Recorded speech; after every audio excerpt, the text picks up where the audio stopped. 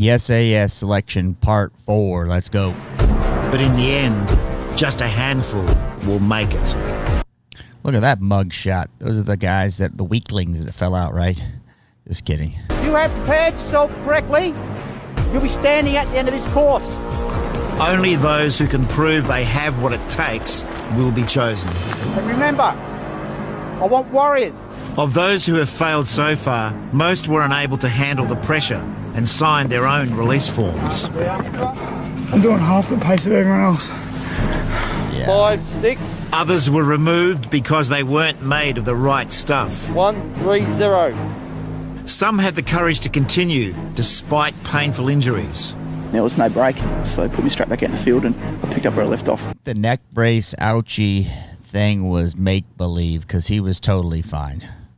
But still, they could not escape the uncompromising scrutiny of the directing staff. If I was going to remove anybody, it'd be this bloke. We need to break the soldier down. We need to find out what he's about, what he's capable of doing. Having survived 10 days of exhausting physical punishment, sleep deprivation and disturbing mind games, less than half the candidates remain. They now face a whole new ball game.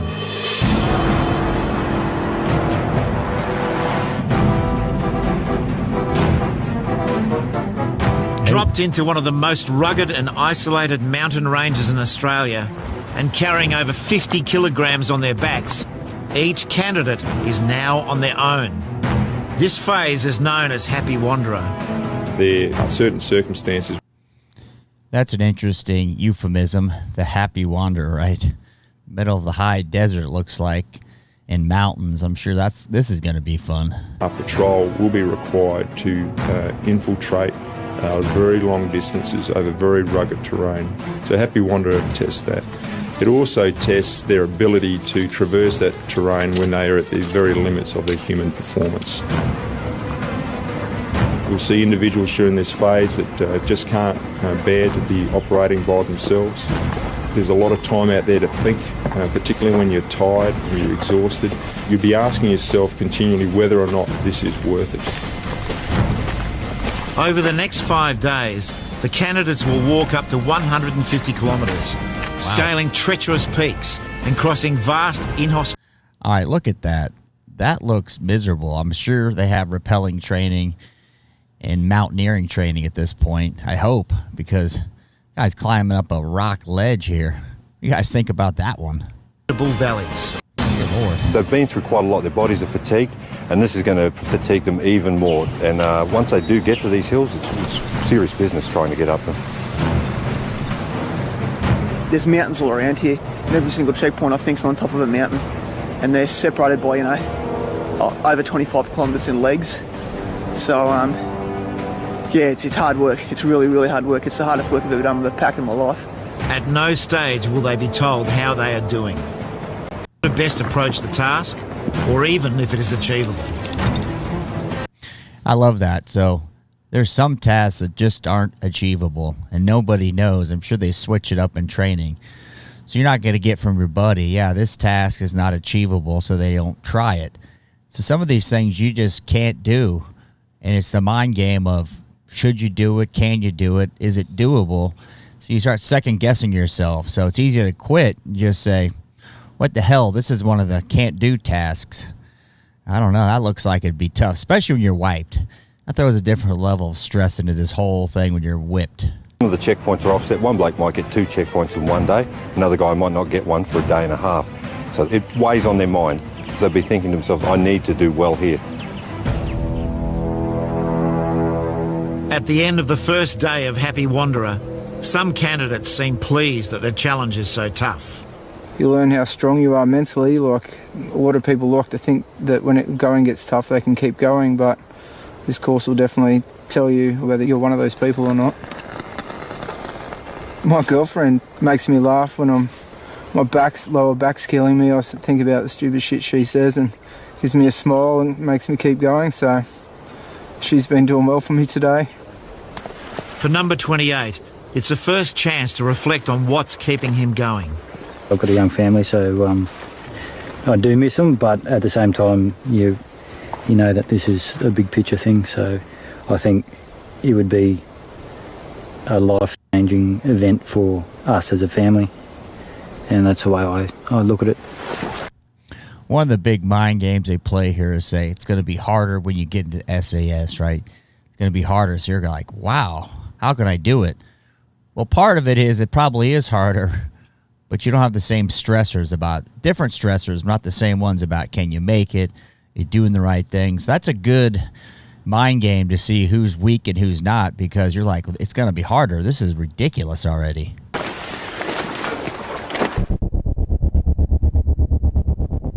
From a temporary base camp, the directing staff carefully track the progress of each candidate. But they are being measured against much more than just kilometres. Obviously they're keeping a close eye on every day, every movement, every action we make. I came to one water point yesterday where they were just sitting in the bushes watching to see if we're conducting ourselves correctly. You know, keeping your webbing on, having your weapon within arm's reach. The directing staff... Yeah, you get caught sleeping, right? So you're like, well, no one's out here. I haven't seen somebody in a day. You got your coordinates, your azimuths, where you're going. And all of a sudden you get busted sleeping with your weapon 10 yards away. It's going to be a problem. So, and it's tempting. You know, it's tempting to do that. Why not? I mean, if you don't get caught, you're not, if you ain't cheating, you ain't trying these things. You're going to do whatever it takes to get it done. And maybe catching Z's, hiding, but you pay to play, right? Drawn from the classified ranks of the SAS. Most of these men must remain in disguise. They're everywhere, you know, and I think they, you know, obviously they need to be, because at the end of the day they are looking for the blokes that are the best suited for the job and that they think will gel most with the guys that are currently serving in the regiment. The candidates are forbidden from speaking to each other. Their biggest enemy will be their own self-doubt. 42. Sir. How you going? Oh, fuck, sir. That bad? What? How far are you coming? Come on. This morning, I think about 15 kilometres. Okay. After the last phase, candidate 42's suitability is in serious doubt, and he gets to the checkpoint and he says, you know, how you doing? Immediately he starts complaining. What happens? You start complaining in your head out loud to the instructors. Nothing good comes out of that. This isn't your mother who's going to pat you on the back and give you a cookie. My point is, it's better just to keep positive, because everyone knows it sucks, right? It's not a birthday party when you're 8 at the skating rink. You're going out for the SAS training in Australia. Not an easy task. watched closely. Okay, so you think you'll do that one checkpoint between now and then by last light? I don't. I'll try. I think I'd be pushing my luck. It's only 17 Ks. 17 Ks, so, and you reckon you're going to struggle to get it before last light? No, I don't think. No, I should get there by last light. So it's 6 hours away. Yep. I am driven. Come hell or high water, I'll finish this selection course. You know, that's all there is to it. But as the lonely kilometres mount up, go back and look at that. I don't know if that's pretend or what, but they were on top of like a big rock outcropping. Looks like there was a path going up there. You know, I suspect they didn't have to climb their way up beyond just taking the path, but it looked terrible.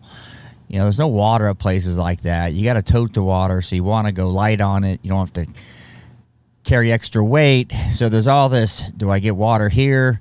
Do I wait to get it and just treat the water? What do you do? Because, you know, it looks very arid there, so you're probably going to get thirsty toting all that weight. Hopefully the weather's not too hot, because that'll make you sweat like a beast. Men are drawn to self-analysis. It's a mental game now. A lot of guys will second-guess themselves and they'll see other blokes and they'll be like, am I in front of him and we're behind him, and psych themselves out. For candidate 53, the isolation is starting to take its toll. I just think about my daughter. So I write a little letter at night time and that, so when she's old enough she can have a look at it and see what's going through my head. So, yeah. The thing that's keeping me going is that I've started something and I'm going to finish it. That's the thing, regardless if I want to be here or not. So whatever struggles I have in my head or whatever else, that just gets pushed aside. Individual. It's like going to rehab, right? You're by yourself. You're self-reflecting. You're saying, wow, is my life worth everything I've done? Have I done a good job? He's thinking about his daughter. He's probably having dreams about God only knows what. So these kind of things are cathartic because you're exhausted. So you're not thinking about, hey, where am I going tonight? You're thinking about, okay, I get to this checkpoint. In between, you're just thinking about everything. And that's where I think a lot of these guys have a hard time. Free time with your mind. Are left to their own devices. The idea being it's really uncertain, as the environment out there is uncertain on operations, etc. If you can get a person into that uncertain mentality, how are they responding? Do they have the mental capability to, remain positive-minded, remain optimistic, and keep going and keep persevering? By the beginning of day 3, 9 candidates have given up. Feeling disappointed with myself. It was pretty difficult mentally, basically. I wasn't expecting it, just the hours just thinking about stuff. Yeah. Candidate 102 hasn't... See, we just said there, the hours of thinking about stuff. Wasn't specific, but there's probably, taking aside the SAS training, he's thinking about his home life, the regrets in life, and all of a sudden he goes, wow, I don't know if I want to do this. Didn't get hurt, didn't get dropped. Just all of a sudden the mind was playing games on him because he was alone, isolation. Drawn, but he has come to a grinding halt. I've had diarrhoea now for the last 3 days. And now the mental game begins. You start thinking about, okay, I'm not walking, I'm not ticking over the Ks, I've got blisters on my feet. How am I going to get through the next 3 days of doing this? And then how am I going to get through the next 5 days of whatever else they've got planned for us? Sure, it's a bit of a stumbling block, but you need to keep focused on the task at hand. And the task is right now is to get up that hill. So those blisters weren't too bad. Everybody's going to have blisters. You go on these long marches, period. I don't care who you are. You could help that, right, by getting the right boots, socks, etc. But these guys already know that. But you heard him there saying, it was his mind that was falling apart. You hear a lot about this mental toughness and willpower, and you see it here because these guys are all in shape. They all know how to do the job. It's just some of them start falling off when, in this case in particular, they're alone. As the day slips away and the weather closes in, 102 finally summons the mental strength to push on. 0 Alpha, this is Charlie 102, over. Someone told me while I was training. By rights, he should be in a position that he's nowhere near it at the moment. So we're kind of curious as to whether he's lost motivation or he's actually injured. He has reported a couple of times to have had diarrhoea, which is, of concern, makes him a bit slow, but I want to make sure he's not banging it on and see that he's actually putting a good effort in. I think it might be a case where he's looking for us to medically withdraw him. We're not going to give him that opportunity. There's no reason for us to do it. Any candidate. Like their attitude. Most of the time you're going to take the candidate's opinion. Yeah, I've got diarrhea, I'm sick. They check you out, you do, okay, we'll roll you, come back. These guys are like, no, we're not going to give him a medical withdrawal. I'm assuming a medical withdrawal, you get a chance to come back. If he quits, maybe it's a little tougher. Would much prefer a medical withdrawal to withdraw and request because it's got more honour to it. They feel better about having been removed from the course as opposed to them signing a form and saying, I can't put up with it anymore. 102 is finally located, nearing the base of the toughest climb on the circuit. It's taken all day. There's a point at which he's got to make a decision whether he's got what it takes to get on with this course or whether he should, in fact, withdraw.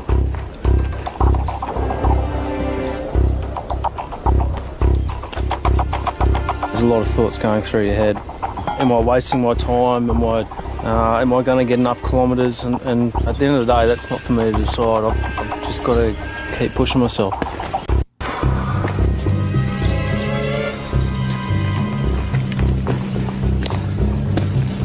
I just hope they take into consideration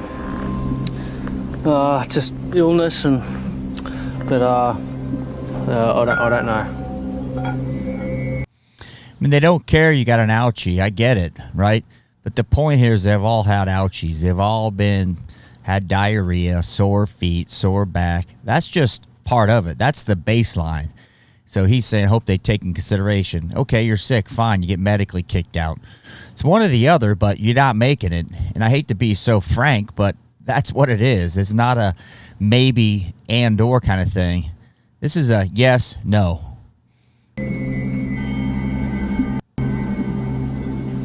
After a grinding 4-hour climb, 102 is close to the summit, and his mood has lifted. Not only have I pushed myself more than I expected today, it means that I'm healthy again, I think. A half-decent night's sleep on freezing cold hill, and hopefully I can knock over some decent Ks tomorrow, and that'll be enough. Although he appears to be coming good, the directing staff will have to consider carefully whether 102 is capable of what comes next. That looks like a terrible mountain to climb. I give these, you got Aussies this thing. That is a tough looking course. They've got one in northern Georgia.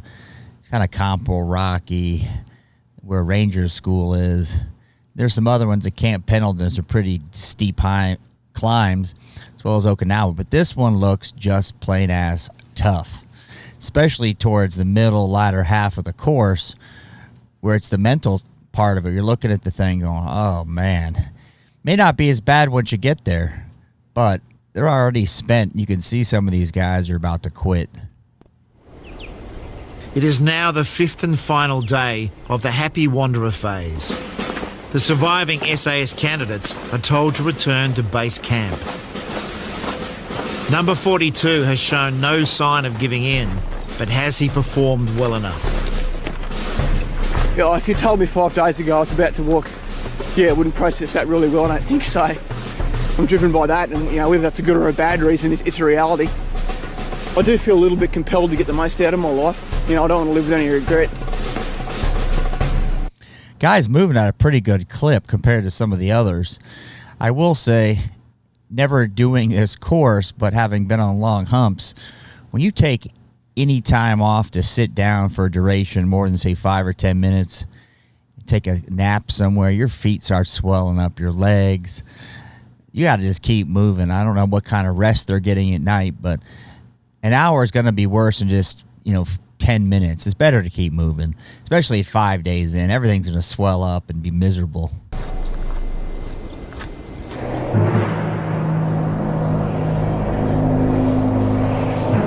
The candidates are now trucked 6 hours north, back to the base at Bindoon. Here, the senior directing staff consider culling more men. Look, he's done 115 Ks. It's not disastrous, but it's not great compared to his peers. And looks at the ground all the way. He physically can't lift his head and look in front of him. The analysis continues into the night, and the men are left waiting, cold, unfed. That's a weird one. He physically can't lift his head in front of him. Now, I see putting your head down at some points, but if he's walking with his head down the whole time, that's a weird one. What do you guys think? Put that in the comments. Is it the way he's carrying his load? Is it just his nature? I don't know. And uncertain.